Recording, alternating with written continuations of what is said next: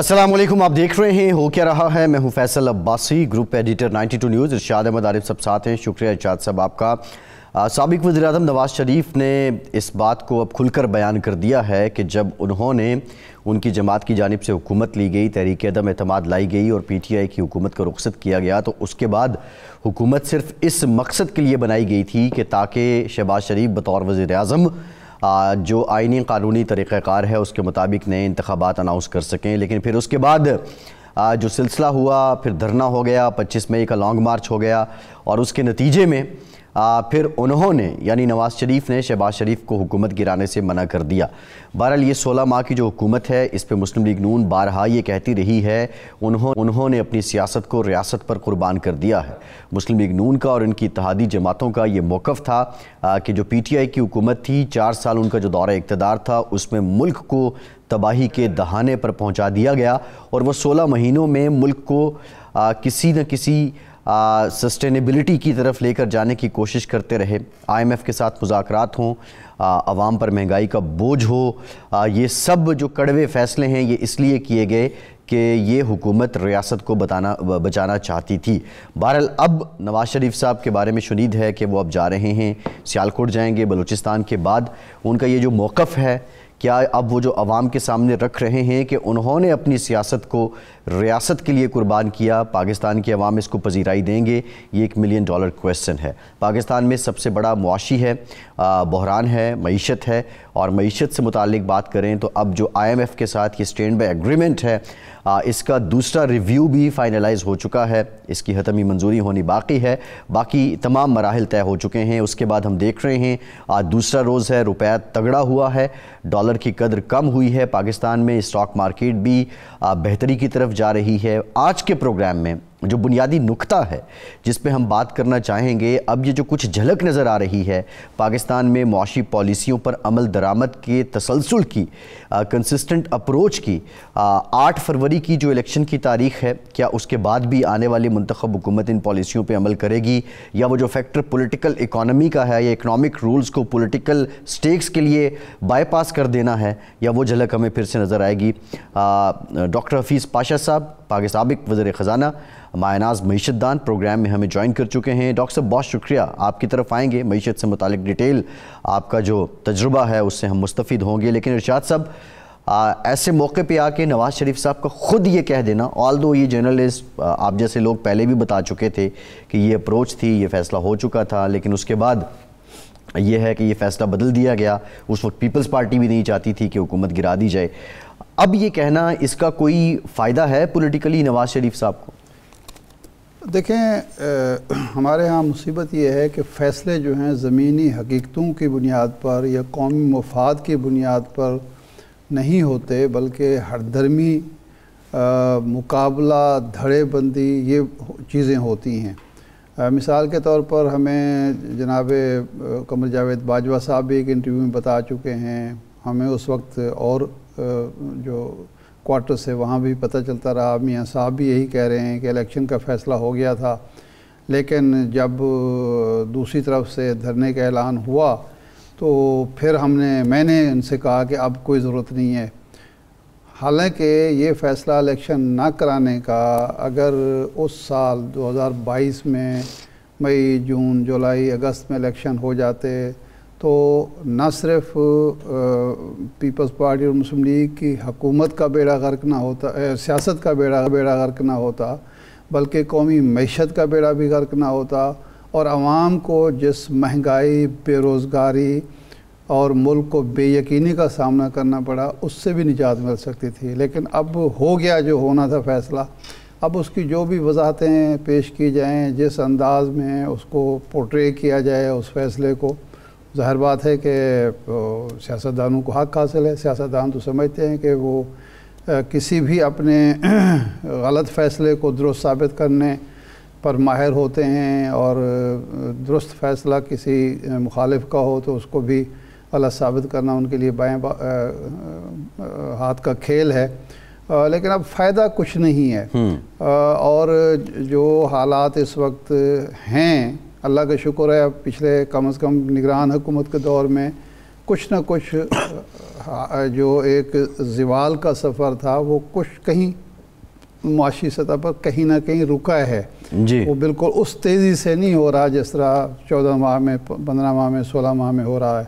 لیکن پاشا صاحب ہمارے ساتھ موجود ہیں, ماہر معیشت ہیں, وہی یہ بہتر رائے دے سکتے ہیں کہ پاشا صاحب ایک تو یہ ہے کہ IMF کے ساتھ جو سٹاف لیول ایگریمنٹ ہو گیا, اب ایگزیکٹو بورڈ اس کی منظوری دے گا, ڈالر کی قدر میں اب قدرے جو کمی ہو رہی ہے, روپیہ بڑھ رہا ہے تھوڑا تھوڑا کر کے, پہلے 10-11 روپے جو تھا زوال آیا تھا, اسٹاک ایکسچینج میں بھی بہتری آ رہی ہے. تو یہ اس سٹاف لیول ایگریمنٹ کے نتائج ہیں یا معیشت میں کچھ ایسے عوامل شامل ہوئے ہیں جس کی وجہ سے یہ گراوٹ کا سلسلہ ختم ہوا ہے اور ہم بہتری کی طرف جا رہے ہیں؟ بسم اللہ الرحمن الرحیم. یہ بہت اہم سوال ہے آپ کا, اور اس پہ آغاز میں ایک ذرا بہت ہی بری خبر آپ کو پیش کرنا چاہتا ہوں.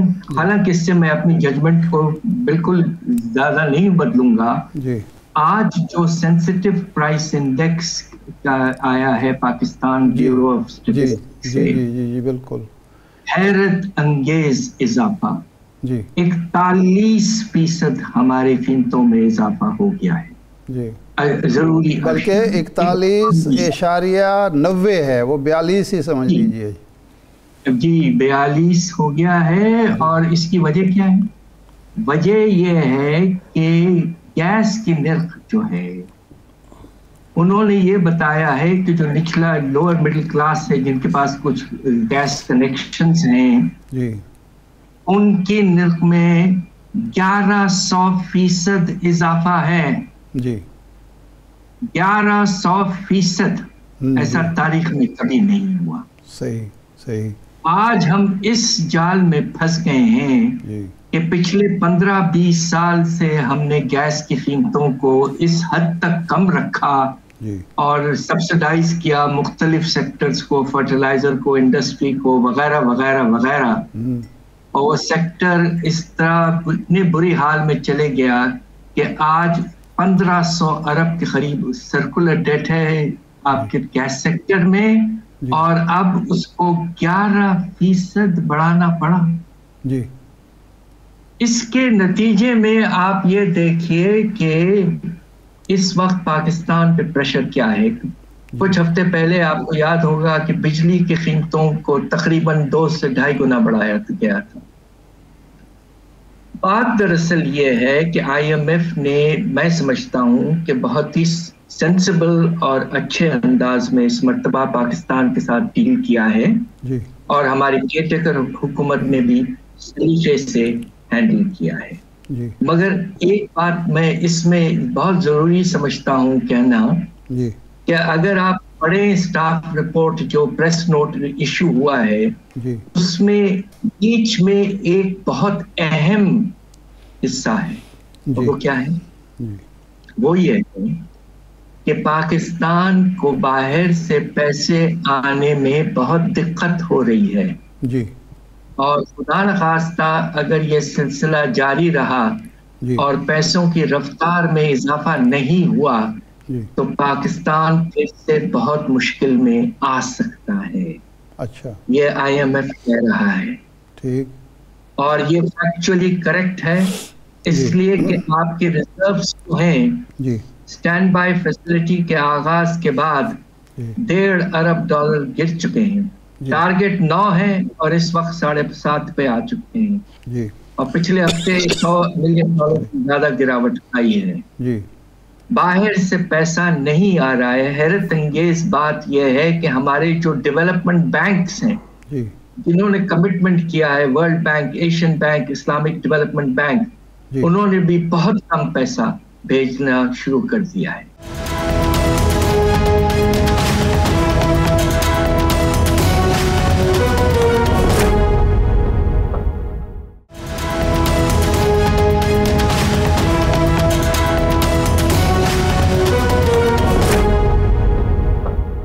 پائی صاحب ہماری جو وزیر خزانہ ہیں شمشاد اختر صاحبہ وہ تو کل یہ فرما رہی تھیں کہ اب بانڈ ہمیں لانچ کرنے کی ضرورت نہیں ہے، ہماری ضرورتیں پوری ہو رہی ہیں، البتہ گیس کی قیمتوں میں 1 جنوری سے مزید اضافہ کیا جائے گا، اور انہوں نے کہا کہ ایشین ڈیولپمنٹ بینک بھی اب پیسے دے گا، ورلڈ بینک بھی دے دے گا اور اسلامی ترقیاتی بینک بھی دے دے گا. وہ تو بڑی پر امید نظر آ رہی تھی کل.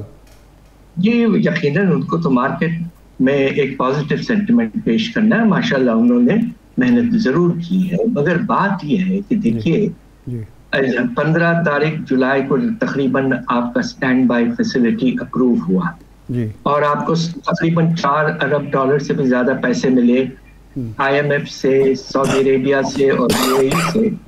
اس کے بعد 4 مہینے میں جو اضافہ ہوا ہے فلو کا، پیسے آنے کا، اس تقریباً $4.2 ارب کے بعد 4 مہینے میں صرف $1 ارب اور آیا ہے. $1 ارب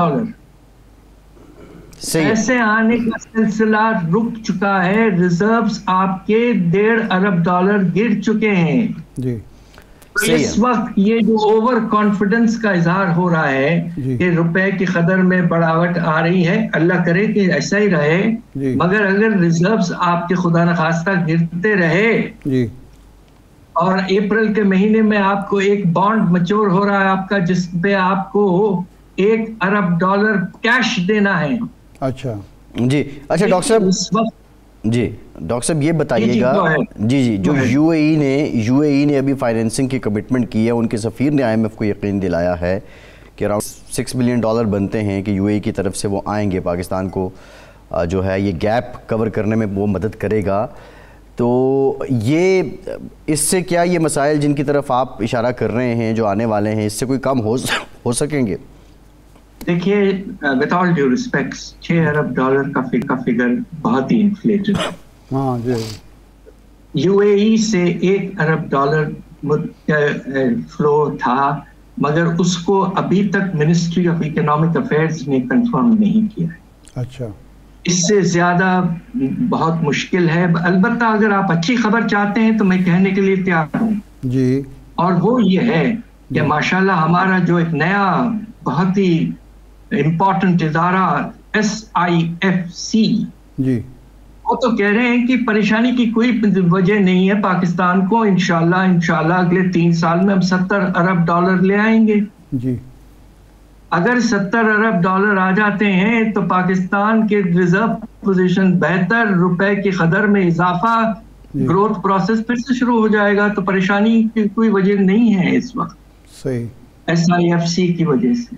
جی، تو یہ ایک پریکٹیکل اور فیزیبل دعویٰ ہے ہماری کہ جی ایسا ممکن ہے $70 ارب 3 سال میں ہم لا سکتے ہیں. یہ تو سٹیٹمنٹ ابھی جہاں سے ڈپٹی چیئرمین پلاننگ کمیشن نے دیا ہے. جی جی جی، تو یقیناً انہوں نے کوئی محنت کی ہوگی کہ کون سے پروجیکٹس ہیں، کون سے فائنینسنگ میکینزمز ہیں، کس طرح سے یہ پیسہ آئے گا، اس کے لیے کیا انسینٹیوز دینے ہیں، کیا بات چیت. جون کے مہینے سے ہم یہ سن رہے ہیں کہ یہ پیسے آ جائیں گے، مگر افسوس کی بات یہ کہ ابھی تک نہیں آئے. تو ہم سب دعا کر رہے ہیں کہ اللہ چاہیں تو SIFC کی وجہ سے $70 ارب اگر آ گئے تو روپے کی قدر میں نمایاں طور پر اضافہ انشاءاللہ. اچھا بھائی صاحب، یہ جو IMF کے ساتھ جو اگریمنٹ ہوا اس میں IMF کی طرف سے ایک ڈیمانڈ یہ بھی ہے کہ اب آپ اپنے جو ٹیکس گزار ہیں وہ 50 لاکھ تک لے جائیں. 11 لاکھ ٹیکس گزاروں کا اضافہ ہم نے کرنا ہے. اور ساتھ ہی کل وہ بتا رہی تھیں ڈاکٹر صاحبہ کہ جی ہم ریئل اسٹیٹ اور زرعی انکم ٹیکس اور ٹریڈرز کی طرف بھی فی الحال نہیں جائیں گے. تو پھر 11 لاکھ ٹیکس گزار کہاں سے لائیں گے ہم؟ دیکھیے آپ کے پاس گنجائش آپ کے ٹیکس پیئرز بڑھانے میں جی زیادہ جو ہے سیکٹر وہی ہے retail and wholesale sector, جو اس ملک کا سب سے بڑا سیکٹر ہے جی.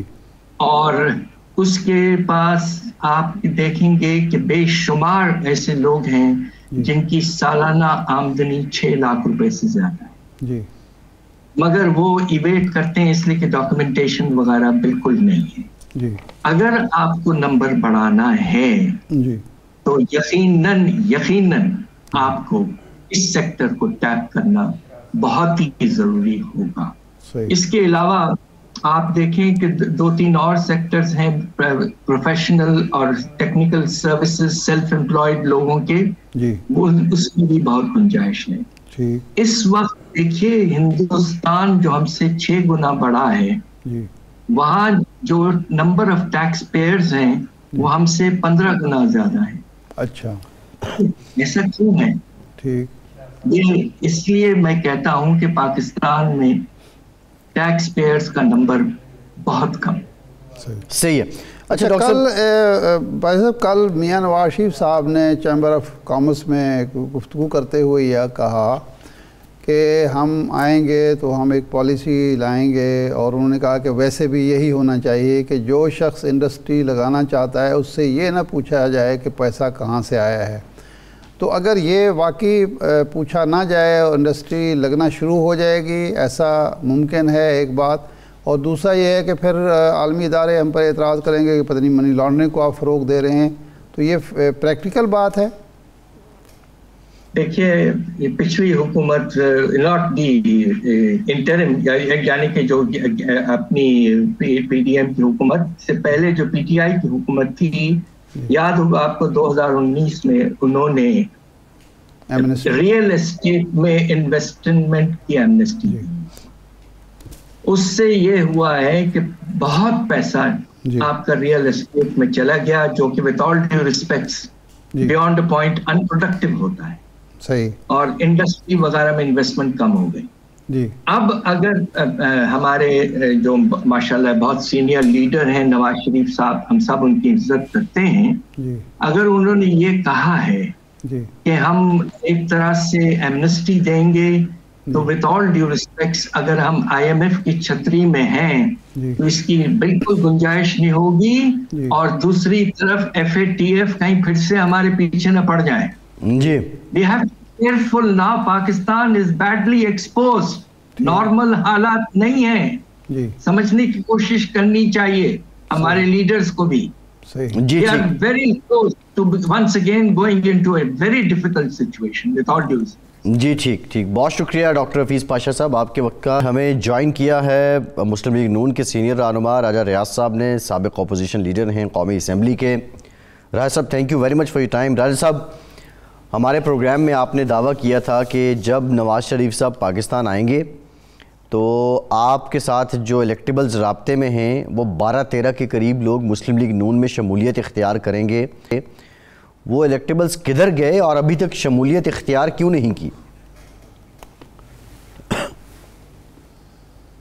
جی بہت شکریہ. میرے رابطے ہیں اپنے دوستوں کے ساتھ انشاءاللہ تعالی. میاں صاحب تھوڑے مصروف ہیں, آپ کو پتہ ہے پہلے ایم کیو ایم سے بات چیت چل رہی تھی, پھر وہ بلوچستان گئے رہے ہیں, ابھی واپس آئے ہیں, ہماری بات چیت چل رہی ہے, اور انشاءاللہ جلد آپ کو یہ خوشخبری ملے گی کہ الیکٹیبلز جو ہیں وہ انشاءاللہ مسلم لیگ نون کو جوائن کریں گے. پنجاب میں اس وقت مسلم لیگ نون سویپ کر رہی ہے, اور انشاءاللہ تعالی بہت سے لوگوں سے ہمارے رابطے ہیں. لوگ میاں نواز شریف کے جلسے نے لوگوں کو پریشان کر دیا ہے, اور اتنا بڑا جلسہ ہوا ہے اور اتنی بڑی تعداد میں لوگ نکلے ہیں کہ اس کے بعد اللہ کا شکر ہے کہ لوگ خود رابطے کر رہے ہیں کہ ہمیں جوائن کرائیں, ہمیں ٹکٹ لے کے دیں. لیکن مسئلہ یہ ہے کہ مسلم لیگ نون میں آپ کو پتہ ہے خاص طور پہ پنجاب میں بہت سی جگہ پہ ان کے سابقہ ایم این ایز ہیں, ایم پی ایز ہیں, تو ان کو ایڈجسٹ کرنے کے لیے سارا کچھ ہوم ورک ہو رہا ہے, اور اس ہوم ورک کو جیسے ہی مکمل ہوگا انشاءاللہ جو اس کے نتائج ہوں گے وہ آپ کے سامنے اور قوم کے سامنے آ جائیں گے. بریک کے بعد دوبارہ حاضر ہوتے ہیں.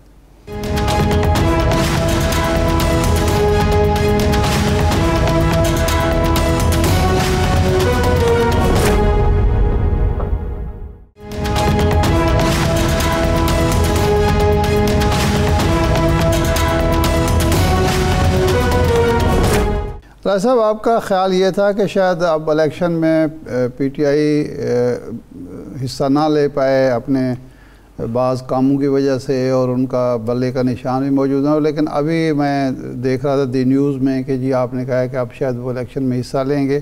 ایک تو کیا تبدیلی آئی جس کی وجہ سے آپ سمجھتے ہیں کہ وہ الیکشن میں پی ٹی آئی حصہ لے گی؟ دوسرا آپ نے کہا کہ پی ٹی آئی الیکشن اب برا حال ہوگا کیونکہ اس کے پاس امیدوار پرانے ہیں نہیں، نئے جو ہیں ان کے پاس نہ وقت ہے نہ پیسہ ہے اور نہ تجربہ ہے، تو اس لیے وہ الیکشن جو ہے اچھے طریقے سے نہیں لڑ سکتی. تو کیا یہ جو ووٹ بینک کی بات ہے کہ جی پی ٹی آئی کا برقرار ہے، تو ووٹ بینک کوئی کردار ادا نہیں کرے گا؟ جی ارشاد صاحب، دو طرح کے ذہن پائے جاتے تھے. ایک یہ خیال تھا کہ پی ٹی آئی کو الیکشن سے بالکل باہر رکھا جائے اور بلے کو بھی باہر رکھا جائے. اچھا. تو اب جو زیادہ بلے کو قائم رکھنے والی اور الیکشن لڑنے والی سوچ ہے وہ پچھلے چند دنوں سے زیادہ مضبوط ہو رہی ہے، زیادہ اس کی سپورٹ ہے. تو اس سے امید، میں نے یہ کہا تھا کہ مجھے اس طرح لگ رہا ہے کہ بلہ بھی ہوگا اور پی ٹی آئی کے امیدوار بھی ہوں گے. اور اس کے ساتھ میں نے یہ بھی کہا تھا کہ ٹائم بڑا تھوڑا ہوگا، ان کے نئے امیدوار ہوں گے، ان کے پاس تجربہ نہیں ہوگا، پیسہ نہیں ہوگا، کسی جگہ شاید پیسہ بھی ہو اور رابطے نہیں ہوں گے. قومی اسمبلی کا حلقہ 9 لاکھ ووٹر ہیں اور تقریباً 400 کے قریب پولنگ اسٹیشن ہوتے ہیں. پولنگ والا دن آدھا الیکشن ہم سمجھتے ہیں کہ آدھا الیکشن پولنگ والا دن ہے.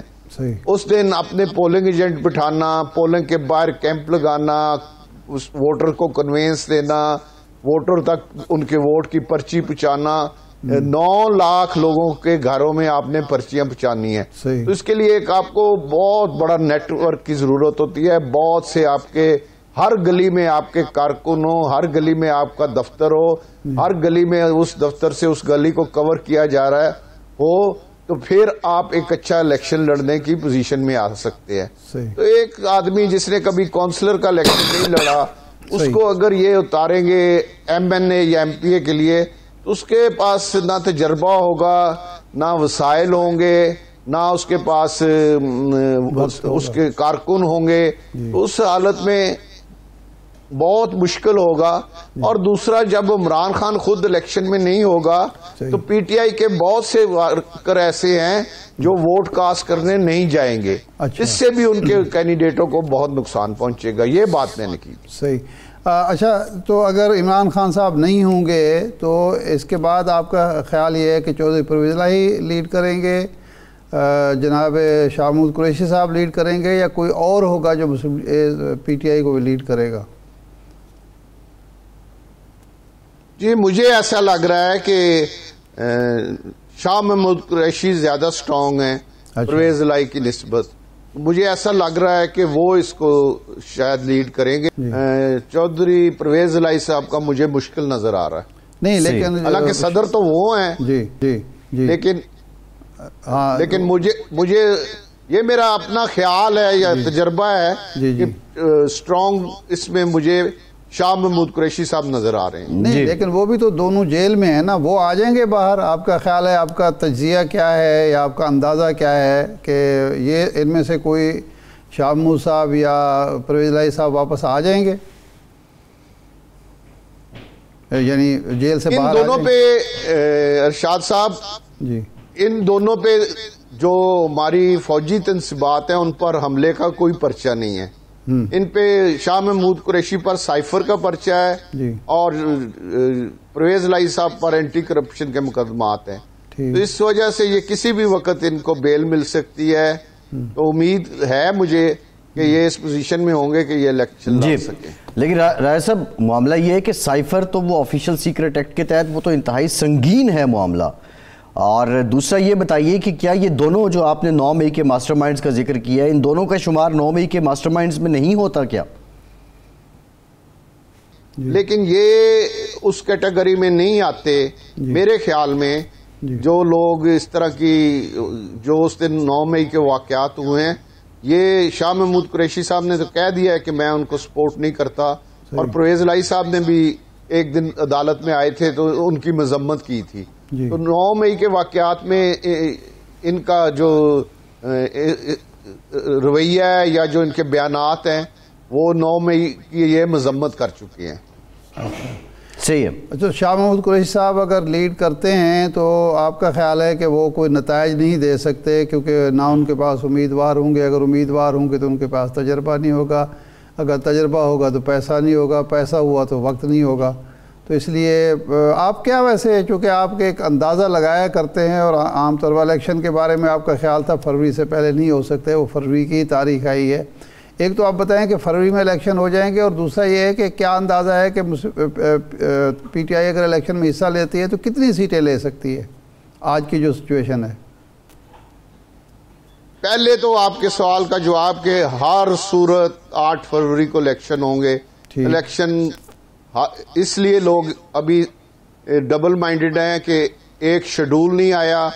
ہمیشہ جب بھی ہم الیکشن لڑتے ہیں الیکشن شروع ہوتا ہے جب شیڈول آتا ہے. آپ دیکھیے گا جس دن شیڈول آئے گا ایک دم سے الیکشن بہت تیز ہو جائے گا. اب بھی تقریباً سب کینڈیڈیٹ اپنے اپنے حلقوں میں ہیں، رابطے کر رہے ہیں. میں بھی اپنے حلقے میں اب بھی کمپین کر کے واپس آیا ہوں آپ کے پروگرام کے لیے، ابھی دوبارہ واپس جانا ہے. تو الیکشن میں گرما گرمی آئے گی جس دن شیڈول اعلان ہوگا، کاغذات جمع ہونے شروع ہوں گے، اور زیادہ گرما گرمی آئے گی جب ٹکٹ اناؤنس ہو جائیں گے پارٹیوں کی طرف سے. دوسرا سیٹیں میں ابھی یہ بہت قبل از وقت ہے، میں نہیں بتا سکتا کہ کتنی سیٹیں وہ لیں گے. ابھی تھوڑا سا آگے چل کے کہ فیصلے حالات کیا بنتے ہیں یہ ابھی میرا خیال ہے اسیسمنٹ کرنے میں 15-20 دن یا مہینہ بھی لگ سکتا ہے. جی اچھا راجہ صاحب یہ بتائیے گا، نواز شریف صاحب نے اس بات پہ سمجھ لیجئے کہ مہر ثبت کی ہے، ویسے تو یہ پبلک ہو چکی تھی کہ جب تحریک عدم اعتماد کے ذریعے پی ٹی آئی کی حکومت ختم کی گئی، شہباز شریف صاحب وزیر اعظم بنے، تو آپ لوگ انتخابات یعنی اس وقت کی حکومت انتخابات کروانے کو تیار تھی. لیکن 25 مئی کا لانگ مارچ آڑے آ گیا اور پھر نواز شریف صاحب کے بقول انہوں نے شہباز شریف صاحب کو حکومت گرانے سے یا حکومت توڑنے سے روک دیا. آپ اپوزیشن لیڈر غالباً بن چکے تھے، تو اس میں اس وقت واقعتاً ایسا ہوا تھا؟ اور کیا اس بات کا اپوزیشن کو بھی علم تھا؟ اور کیا آپ کو یہ پتا تھا کہ تحریک عدم اعتماد کے بعد الیکشن ہو جائیں گے؟ یہ شہباز شریف صاحب صرف الیکشن اناؤنس کرنے کے لیے وزیر اعظم بنے ہیں؟ جی بالکل میرے علم میں تھا، جب پہلا بندہ پاکستان میں تھا. میں آج آپ کو یہ بتا رہا ہوں کہ جو میاں شہباز شریف کو ملا تھا عدم اعتماد کے سلسلے میں، پہلا آدمی میں تھا جس نے کہا تھا کہ آپ عدم اعتماد لائیں، ہم آپ کو بھرپور سپورٹ کریں گے. اس کے بعد میرے علم میں یہ بات ہے کہ یہ مجھے بتایا گیا تھا کہ جیسے ہی عدم اعتماد کامیاب ہوگی اس کے بعد ہم الیکشن میں چلے جائیں گے. لیکن اس کے بعد پھر میں نے پوچھا بھی کہ آپ نے تو یہ فیصلہ کیا تھا، اب کیا ہوا؟ تو انہوں نے کہا جی کہ یہ اعلیٰ سطح پہ فیصلہ ہوا ہے پارٹی کے اندر بھی اور باقی اتحادیوں کے ساتھ بھی کہ ہمیں اب حکومت کرنی ہے، ملک کو ڈیفالٹ ہونے سے بچانا ہے. اور جس طرح عمران دھمکیاں دے کے ہم سے ٹائم لے رہا ہے، اس طرح ہم اس کے پریشر میں نہیں آئیں گے اور اس کے پریشر میں نہیں آئیں گے اور اس کا مقابلہ کریں گے. یہ مجھے تینوں چیزیں بتائی گئی تھی. پہلی بات میری میاں شہباز شریف صاحب سے ہوئی تھی، باقی سینئر لیڈرشپ نے یہ میرے چیزیں علم میں لائے تھے. جی ٹھیک، بہت شکریہ راجہ ریاض صاحب. آپ کے بعد ایک بریک کے بعد دوبارہ حاضر ہوتے ہیں.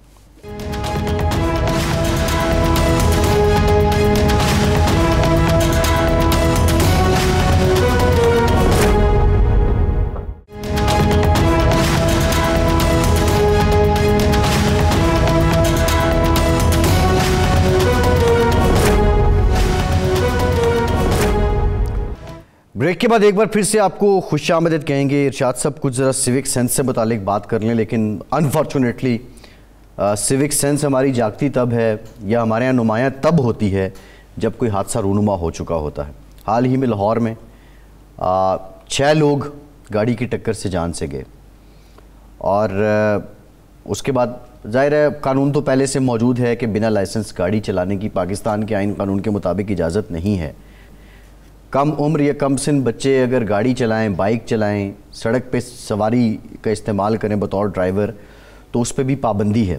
عدالت نے اس کو انڈورس کیا. اب حکومت پنجاب نے پھر سے یہ اعلان کیا کہ گاڑی بند ہوگی آپ کی اگر کم سن بچہ چلاتا نظر آیا, اور بنا لائسنس ہوگا تو اسی وقت گاڑی بھی بند ہوگی. لیکن مسئلہ یہ ہے کہ یہ کوئی نیا قانون تو نہیں ہے, عام روٹین پہ اس پہ عمل درآمد کیوں نہیں ہوتا؟ ایک جب یہ 2005 کا زلزلہ آیا نا تو میں نے ایک کالم لکھا تھا, اس میں میں نے ایک جملہ لکھا تھا, وہ یہ تھا کہ ہم اس وقت دیکھیں جی قوم اکٹھی ہو گئی, متحد ہو گئی, اتنا سخی قوم ہے, اتنا پیسہ اکٹھا کر لیا, لوگوں کی مدد کر دی سارے کو. میں نے لکھا تھا کہ بھئی کس قدر بدقسمتی ہے کہ ایک قوم کی جذبہ سخاوت کو جگانے کے لیے, ایک قوم کو متحد کرنے کے لیے اتنا بڑا آفت کی ضرورت ہے, اتنے بڑی آفت کی ضرورت ہے.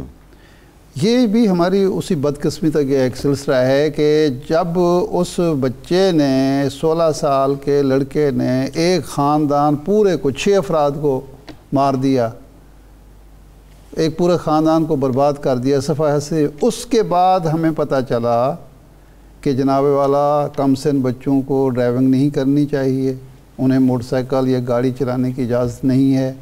اس وقت ہمیں پتہ چلا کہ لائسنس کے بغیر یہ جو ڈرائیونگ ہے یہ جرم ہے اور کسی کو اجازت نہیں ہونی چاہیے. ہماری عدلیہ کو بھی پتہ چلا, حکومت کو بھی پتہ چلا, ٹریفک پولیس کو بھی پتہ چلا. اور اس یعنی جو ہماری کوتاہی ہے ہمارے پولیس, ٹریفک پولیس کی اور معاشرے کی مجرمانہ غفلت ہے, اس کی وجہ سے ہر سال سینکڑوں نہیں ہزاروں لوگ جان سے جاتے ہیں, لیکن کسی کو پرواہ نہیں ہے. اور سو کہ وہ ان والدین کو بھی احساس نہیں ہے جو اپنی گاڑی یا موٹر سائیکل اپنے کم سن بچوں کو پکڑا دیتے ہیں بغیر لائسنس, جو لائسنس تو ان کا بن نہیں سکتا. یہ احساس نہیں ہوتا کہ وہ اپنی زندگی کو خطرے میں ڈال رہے ہیں, اپنے بچوں کی زندگی کو خطرے ڈال. دیکھیے ایک فیشن ہے, یہ موبائل فون جو ہیں یہ بچوں کے لیے ان کے ہاتھ پہ جو سلگتا انگارہ ہے وہ رکھنے کے برابر ہے, لیکن لوگ دیتے ہیں. گاڑی چلانا کم عمر بچے, اب بچوں کی ضد کے آگے جو موبائل فون ہے وہ بھی نہیں دینا چاہیے, لیکن وہ اس بچے کو یا اس خاندان کو متاثر کر رہا ہے. یہ جو ڈرائیونگ ہے یہ اوروں کو متاثر کر رہی ہے. میں ارشاد صاحب جو بات کر رہا ہوں اپنی زندگی کے لیے بھی خطرہ ہے, دوسروں کی زندگی کے لیے بھی. جس کنٹیکسٹ میں بات کر رہا ہوں, میرا کہنے کا مقصد یہ ہے جو میں آپ کے سامنے بات رکھ رہا ہوں کہ فیشن یہ بن چکا ہے کہ بچوں کی ضد پوری کرنی ہے. تو اب لازمی تو نہیں کہ بچے کی ہر ضد پوری کی جا سکے. سکتے ہیں, اس کو آپ کم فہمی کہہ سکتے ہیں, اس کو آپ سیوک سینس کا نہ ہونا کہہ سکتے ہیں, جو بھی کہیں. لیکن ایک تو پہلو ہے کہ والدین یہ کام کریں, لیکن دوسرا یہ ہے کہ جب قوانین موجود ہیں تو آپ وہ گاڑی سڑک پر آ کیسے گئی جس کے ڈرائیور کے پاس لائسنس نہیں ہے اور وہ چل رہی ہے. گاڑیاں چل رہی ہیں بغیر کاغذات کے, جی ان کے پاس کاغذ ہی نہیں ہے اور وہ چلائے چلے جا رہے ہیں. ہم روزانہ دیکھتے ہیں کہ جناب گاڑی جو ہے اس پہ نمبر پلیٹ ہی نہیں ہے اور وہ چل رہی ہیں. بالکل ٹھیک. تو اس لیے اس پر سختی سے عمل ہونا چاہیے اور کسی کی پرواہ نہیں کرنی چاہیے. اور یہ جو بگڑے ہوئے شہزادے ہیں نا, ان کو تو ایک ایسی سزا ملنی چاہیے کہ دوسروں کے لیے دوسرے اس سے عبرت حاصل کریں. جی بالکل ٹھیک. ارشاد صاحب پروگرام کا ٹائم ختم. شکریہ آپ کا. آج کے پروگرام سے اتنا ہی, اجازت دیجیے.